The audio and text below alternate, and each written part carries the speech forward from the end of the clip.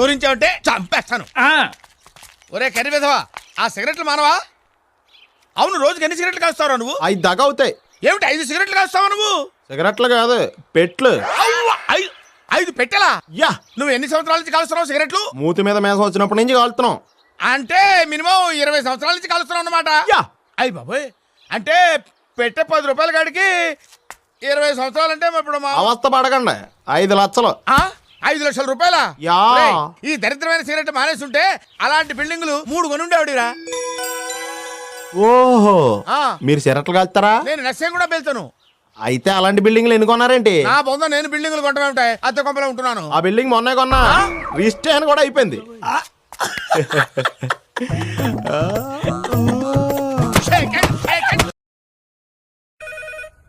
ఈసారి ఫోన్ మోగుతుంది మన రూమ్ లోనే. తెలుసు బాస్, మీరు కదా ఎట్టాలెక్కలేదు చెప్పాలి కదా.